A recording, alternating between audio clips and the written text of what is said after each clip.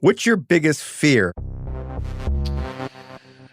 I'd say the biggest fear is something, a mistake that I would make that would damage my credibility to where people would not listen to me when there's a tornado down. James Spann, meteorologist. Maybe Alabama's best-known person aside from some football coaches. He's all over TV talking about the weather, especially when the weather might kill you. This is a tornado emergency for the cities of Tuscaloosa and Northport and the campus of the University of Alabama. James is one of those people who's never really had a job because he found his calling. He once stayed on the air as he watched a tornado make straight for his own home, pleading with people to see the risk. If you're just joining us, this is James Spann with Taylor Serrallo. Mainly checking on my wife. We've got several she's okay, and she's in the tornado shelter. Okay, go ahead, Taylor. I'm sorry. I was put on this planet to mitigate loss of life when there are tornadoes flying around here. And I have to be very careful in what I say and what I do, not just on the air, but on social media and in real life. To build trust with his audience, James goes to incredible lengths. He's published a children's book called Benny and Chipper, Prepared, Not Scared. He spends time in dollar stores talking to people. Because the people who shop in dollar stores are also the people who live in trailer homes, the sort of homes that tornadoes obliterate. He memorizes the names of Alabamians who've died in storms. People he might have saved. There's lots of them. On a single day back in April 2011, a line of tornadoes in Alabama killed 253 people. I know their stories. I know their family members. I've talked to many of them, and it's very motivating for me, and that's my main job in life. It's to make the warning process better with severe weather. He's doing all he can to warn people, yet people still don't understand what he's saying. I'm Michael Lewis. Welcome back to Against the Rules, where we explore unfairness in American life by looking at what's happened to various characters in American life. This season is all about experts. Today we're going to explore the strange thing that's happened to experts. Not all experts, a certain percentage of them. The experts who think and speak in probabilities, who use data to forecast the likelihood of this or that coming to pass. The experts who can never be perfectly certain and who risk our wrath because we love thinking in absolutes.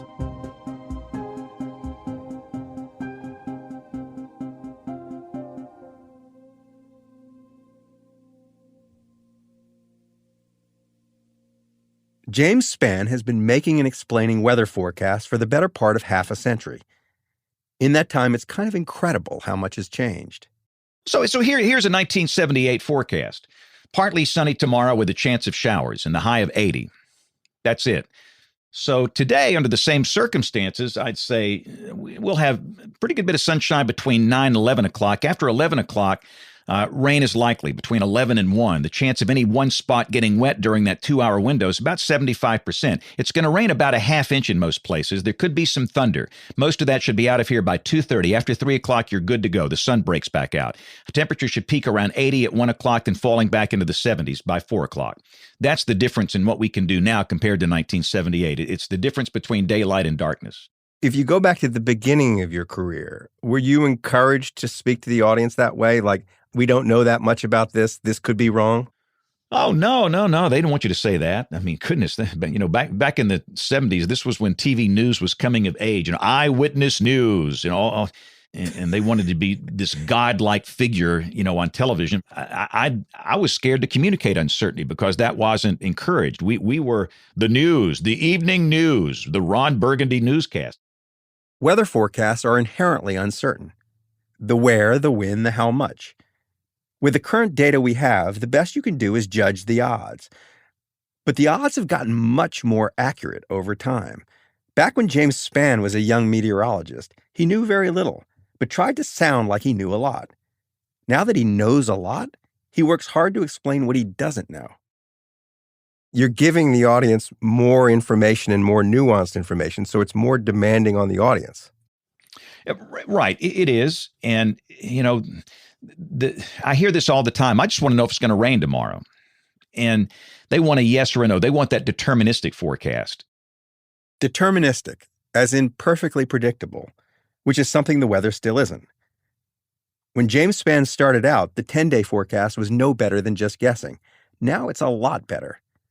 But maybe the most obvious improvement, the one people really should notice, has been in forecasters' understanding of the kind of weather that kills people. In 1978, we were using 1957 era radar. And the old black and white printouts of radar, it looked like somebody barfed on a piece of paper. And so warnings in 1978, let's say we had a tornado down, we didn't really know where it was. We had an idea, so warnings were issued by an entire county. Tornadoes, even the big tornadoes, are small, and counties are huge. So here you are warning an entire county to get into your safe place and do something where most people didn't need to do anything.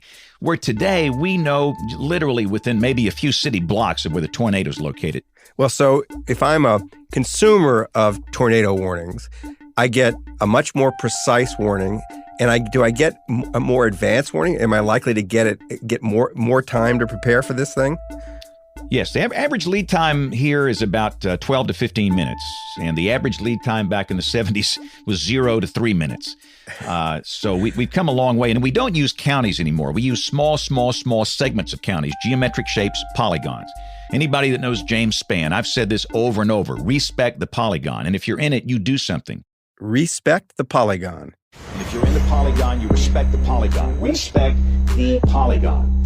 Every storm today will mean business. Respect A James Spann superfan did a remix of his famous phrase. Respect the polygon. I love this, of course, but it also raises a question. Why respect the polygon instead of just respect what I say? It's weird.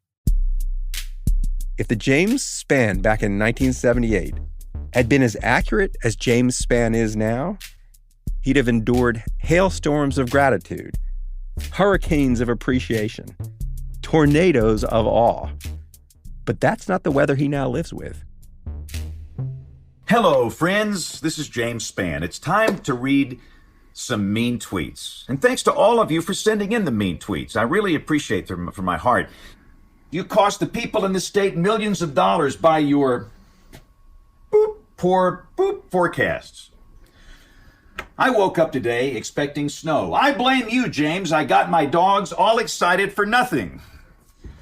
James, either you're the worst meteorologist I've ever layer my eyes on, or you have the worst luck at predicting the weather. I think it's time to step down, brother. The only difference between James Spann and every other meteorologist is that James reads his mean tweets on the air. Just to show you where we stand, my producer called up some weather tweeters. Here's the kinds of things that people have to say. Weather forecasting is the only job you can have where you can be wrong 50% of the time and still make thousands of dollars. If we were wrong 50% in our jobs, we probably would be fired. I know nothing about meteorologists, but I know that, they're always wrong. I'm one of those people that actually rarely looks at the weather forecast because 9 times out of 10, it's different from the forecast. As technology improves, they don't improve. They continue to be wrong. It's mind-boggling. You're going to get the hate, not necessarily because of your missed weather forecast, but just because of who you are. You're a weather person, and you're a stooge. You don't deserve to be on the planet. You shouldn't be breathing air.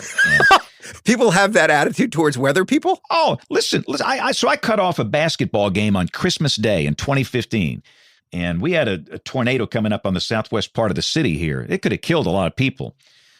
So we had to cover up about 25 minutes of that game, and nobody lost their life. The warning system worked beautifully. But this is Christmas Day, joy to the world, peace on earth, goodwill toward men. The first email I got, you know what it said? It said, you should have been aborted by a coat hanger. So this is the stuff I deal with. I mean, I'm amazed he still goes on the air. His forecasts just keep getting better and better. But the job of being a meteorologist just keeps getting worse and worse. I tell these young people, you better have a thick skin when you get out of here and you get your first job, because they're going to come after you when you foul that first forecast up. Back in an earlier season of this show, I talked about the problem of referees and a strange phenomenon. A lot of refs are getting better at their jobs. They have new tools, they're better trained, they get better feedback, so are less likely to repeat mistakes. I mean, there's just no way that the refs in pro sports are less accurate than they were 40 years ago, when there was no replay, less training, and all the refs got hired from the same old boys club. But they didn't used to need police escorts from the arenas. Now they do. In December of 2021, tornadoes ripped through Kentucky. Weather experts gave people lots of warning. So this is just an explosive, severe weather setup, and that's the outlook that we have heading our way, especially after midnight through about 8 o'clock in the morning. We definitely need to stay aware of the weather conditions. Meteorologists, like this guy on WHAS TV in Louisville, were better than they'd ever been. Make sure you have a way to wake up if a warning is issued, like this one that we have. That night in Kentucky, at least 77 people were killed, more people than have ever died from a weather event in the state's history. All people had to do to survive was listen to the experts, and still a lot of them didn't.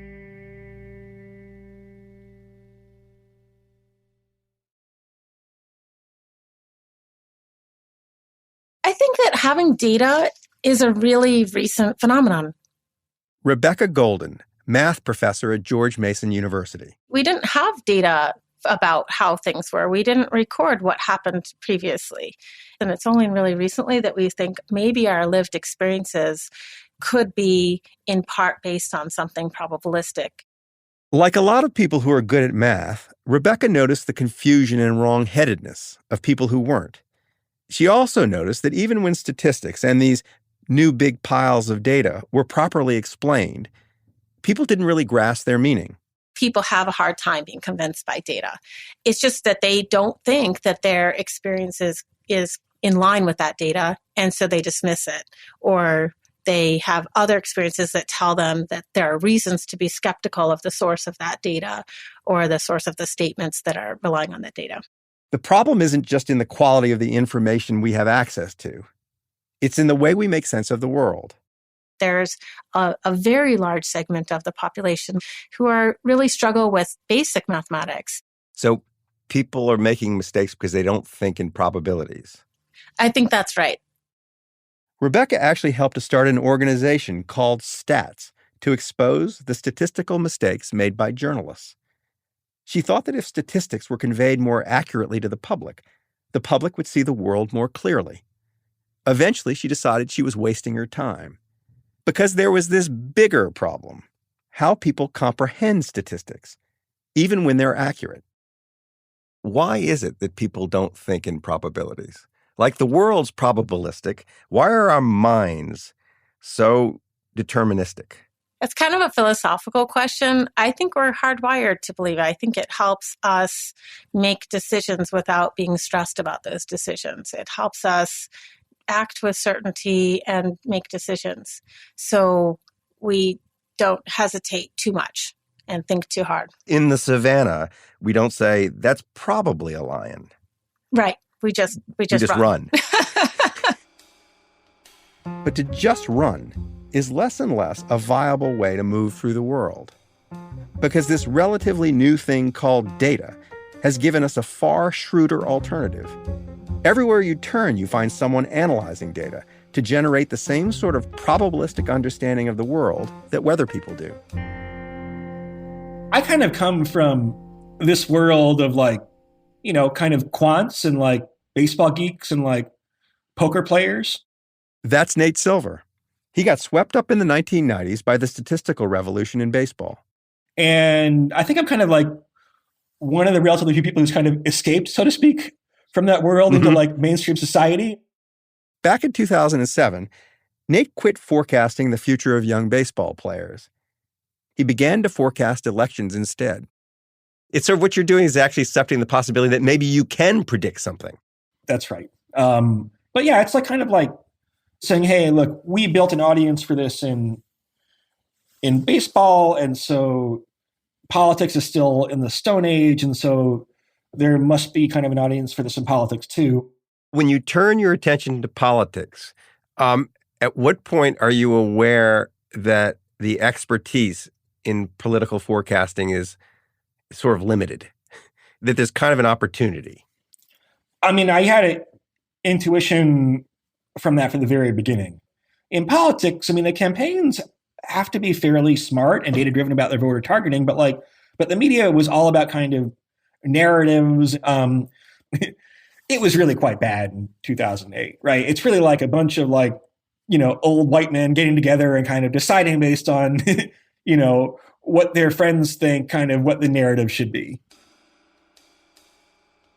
In the presidential primaries of 2008, Nate Silver gave an upstart senator named Barack Obama a much better chance than most everyone else did.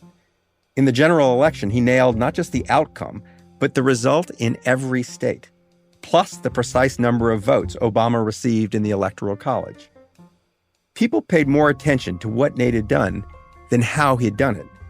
He'd simply used polling data rather than his gut or some anecdote about some Iowa farmer. The polling data might not be perfect, but it was better than every other source of information. And Nate never made outright predictions. He issued political forecasts, like weather forecasts, with probabilities attached to them. Going into Election Day of 2008, he'd given Obama a 90.9% chance of winning. I mean, the ironic thing about it is there was always a chance that we would be wrong. You know what I mean? And then probably never heard from in politics again, potentially.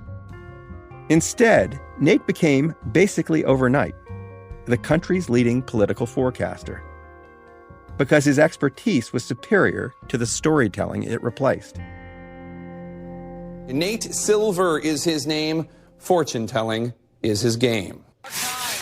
He's a celebrity statistician. Please welcome Nate Silver. That's right. Nate Silver's the Goodwill Hunting of political prognostication. There's a difference between weather forecasting or sports statistics and politics. A difference more of degree than kind, but still a difference. The people who celebrated Nate Silver really, really didn't understand how to judge him. His better insights into polling data had allowed him to see that Obama was basically always doing better than political pundits thought he was doing. But there was still no law that said Obama had to win. Polling data is a bit like the data that card counters get in blackjack. It's a lot better than having no data at all. It helps you to predict what comes next. But even card counters lose lots of hands. And here we go, ladies and gentlemen. Welcome to Decision Night in America here at NBC's Democracy Plaza. Which brings us to 2016. Nate Silver now had an enormous following. Once again, the pundits gave Hillary Clinton better odds than the polls. On Election Day, Nate gave Donald Trump a roughly 30% chance of winning. At the time, that was a radical call. Few traditional pundits thought Trump had that much of a shot. I guess question, guys, are we post-Nate Silver?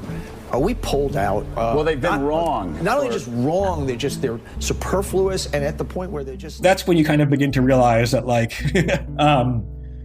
the way you define success and the way other people look at your forecast as being successful are very different. And also because it wasn't just that, we got criticized after 2016 for having, quote-unquote, been wrong. It was also, in the run-up to 2016, people were actually mad at us for not being confident enough in Clinton's chances, right? Nate never claimed to have some mystical ability to call a presidential election. And assigning probabilities is not the same as taking sides. Yelling at him for saying that Donald Trump had a 30% chance of winning was like being mad at the weatherman for saying there was a 30% chance of rain, and then getting mad all over again after it rains. I'm going to get myself in a little bit of trouble for saying this, right? But people like me really care about being right, quote unquote, for the intrinsic value of making a good forecast, as opposed to influencing the narrative, if you will. Okay, so I would love, because it would educate me, how do you evaluate a probabilistic forecast? What's the right way for people to judge Nate Silver expert? The right way is if you take a whole bunch of forecasts that we've made and look at how they've done collectively, right? So let's say you made 100 forecasts where the favorite had a 70% chance of winning. Look at that group of forecasts, and was it true that the favorite actually won about 70% of the time, right? The flip side of that is that, like, it does mean that, like, you can tell very little from any one prediction. I mean, unless you're very, very close to 100 or to 0%, right? Then one prediction alone won't tell you that much. Experts have gotten better, but they've also gotten harder to judge. So hard that you need an expert to judge them. And that's a problem, right? I mean, who's going to go to the trouble of evaluating hundreds of Nate Silver's forecasts? And while it's true that he's made thousands of election forecasts, he hasn't made thousands of forecasts for presidential elections. Most people don't even think about elections or forecasts or anything else the way Nate Silver does. Most people don't even speak his language. I actually think that the word uncertainty is used in English in a very different way than uncertainty is used in statistics. Rebecca Golden again. So when we talk about uncertainty in statistics, we might say something about a confidence interval, or we might use a p-value. I'm not really sure you want this on your podcast. Like, maybe that's a little bit too technical. It might be better to trying to think of how it might be better to talk about uncertainty for your public. Well, this is the root of the matter. So, because it's not just my podcast listeners who are cut above the average human being. It's like how the American public understands uncertainty. How do you convey it? I think the best way to talk about it is to actually put it with specific numbers.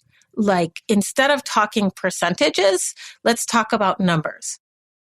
Instead of 10%, say 1 in 10, that kind of thing. But there's a much bigger problem behind all this, an emotional problem. It comes from us wanting certainty in situations where certainty just doesn't exist. If the weatherman says there's an 80% chance of rain and it doesn't rain, the people on the receiving end of the forecast don't say, oh, that was one of the 20% that was one of the times when it wasn't going to rain. They say the expert doesn't know what he's talking about. So the inability to think in terms of probabilities also becomes an inability to evaluate the experts. There's a huge amount of inability to evaluate who is an expert. And it costs lives. It really does. A new kind of expert appears on the scene. An expert who works with these new big piles of data. An expert who thinks in probabilities. An expert who admits to being uncertain. These new experts are clearly better than the experts they replaced. And yet people treat them as if they're worse and neglect their advice, even when their lives depend on it. We who depend on the experts still want them to have a definitive answer. Either it will rain or it won't. Trump either will win or he won't. But that's not the nature of the world we live in. And we're having some trouble accepting that fact.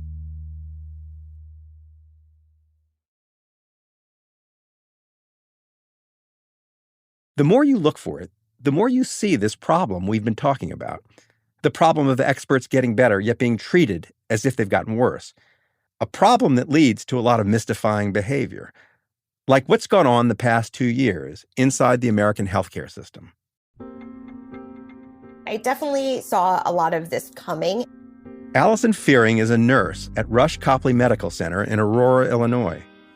I can't tell you how many times I've had somebody come in and say, I have this because I read X, Y, and Z on WebMD, so I know that that's what's going on. And it's like, well, there's a lot more that goes into it that we need to work up further, because there are also other things that this could be, and we won't know this until we diagnose it with lab work or a CAT scan or whatever. Has this been going on your whole career? I would say it's definitely gotten worse over the past 5 years or so. I think prior to that, there was a bit of it, but definitely not to the extent that there is now. Modern medicine is one of the great miracles of our age. If you went to a doctor in the 19th century, he was more likely to kill you than cure you. Now he's vastly more likely to cure you, and the odds of that get better with each passing day. Do you think there's anything that if it happened to me that required me to go to the emergency room, that I'd be better off 40 years ago than now? Honestly, no, I really can't think of a single thing just because we have so much technology. At first glance, she's not really like James Spann or Nate Silver. Doctors and nurses don't usually speak in probabilities. But her expertise is essentially probabilistic. Behind her is a world of medical science that's calculating the odds all the time. The odds that you have this disease as opposed to that one. The odds that this treatment will work versus that one.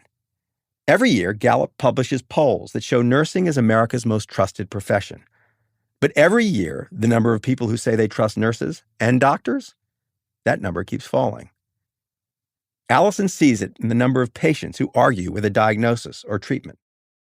I, for one, would not ever go to my mechanic with my car and be like, oh, I know it's, whatever, because I know nothing about cars. I know nothing.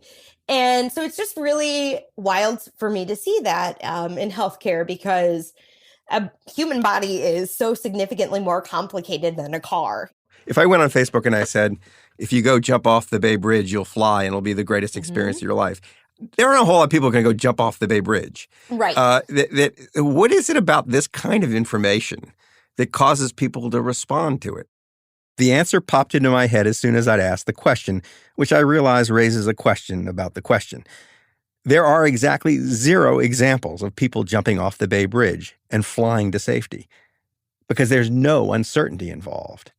However, there are plenty of examples of doctors and nurses being wrong, because medical expertise is a series of probabilistic judgments. The experts are using huge piles of data to judge the odds that the vaccine will make you ill or keep you safe. Which brings us to our most recent national crisis. I have been hit while trying to, perform a COVID swab on somebody who is very clearly dying and crashing fast, and we need to do everything fast. And we say what we're doing. Hey, I'm Allie. I'm your nurse today. I'm going to be swabbing your nose real quick for a COVID swab, and getting batted at, told that this is not COVID, that this is just bronchitis, and just give me treatment for bronchitis. This isn't what's going on. And it's like watching somebody basically break down right in front of you and watching them choose to basically not help themselves. You've heard some version of these stories, and you likely have an opinion about them. But what haunts Allison is one particular case. He was a member of our local police department and, worked as a cop. He was the epitome of health. He had no pre-existing issues, nothing else going on. And unfortunately, he was unvaccinated and came in very, very ill. I took some time to call his wife and explain to her what was going on, what the game plan was, what we knew so far. And the first thing that she had said to me was, just so you guys know, he does not want to be intubated. He knows what happens when people go on the ventilator, and he knows that hospitals are killing people with this. So this is a police officer who thinks hospitals are killing people.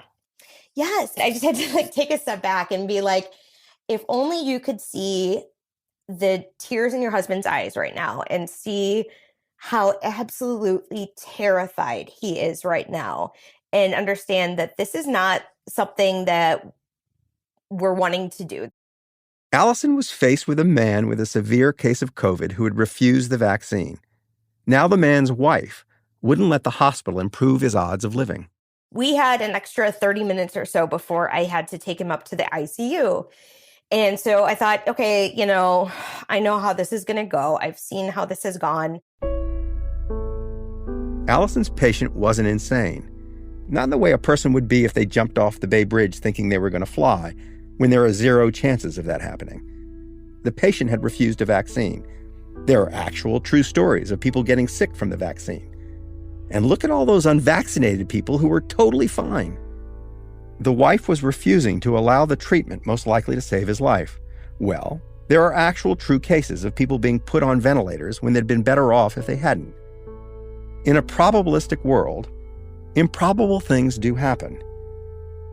We hear stories of the unlikely thing coming true, or not coming to pass, and they stick in our minds. But so does Allison's story. I went into his room and, gowned up and everything and asked, hey, we have a few minutes. Do you want to try FaceTiming your family? And so we get his phone out, we FaceTime his wife, and a couple minutes later she says, hey, do you want to say hi to the boys? The boys want to say hi to you. And she brings on his young children, and I mean, they were 3 and 5 years old if I had to guess. In my heart, I knew this might be the very last time that they ever get to see their dad. And they start saying, Daddy, Daddy, we love you, we love you. And then one says, why aren't you saying it back, Dad? And I had to pan the camera over to myself and say, oh no, he's saying it back, you just can't hear him. The machines are really loud in here, but your daddy loves you, and he's saying it back too, I promise. And we got off the phone call, and I got him up to ICU, and I had to take a good 10 minutes to go to the bathroom and just cry. What happened to him? He unfortunately passed away a week later. We're not wired to see the odds. We're not wired to accept the expertise that falls out of a giant pile of data. But our minds still long for the simple answer, rooted in our personal experience, or some story we've heard, even when the simple answer kills us. We don't naturally respect the Polygon, but really we should. Really we should.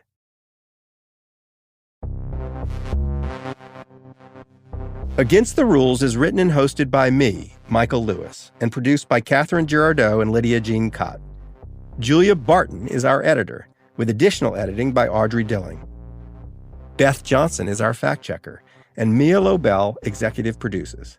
Our music is created by John Evans and Matthias Bossi of Stellwagen Symphonette. We record our show at Berkeley Advanced Media Studios, expertly helmed by Topher Ruth. Thanks also to Jacob Weisberg, Heather Fain, John Schnars, Carly Migliori, Christina Sullivan, Nicole Morano, Royston Beserve, Daniela Lacan, Mary Beth Smith, and Jason Gambrell. And an extra special thanks to Sam Sharples for letting us use his amazing Respect the Polygon remix. Against the Rules is a production of Pushkin Industries.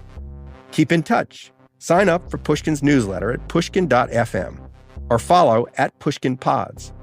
To find more Pushkin podcasts, listen on the iHeartRadio app, Apple Podcasts, or wherever you listen to podcasts.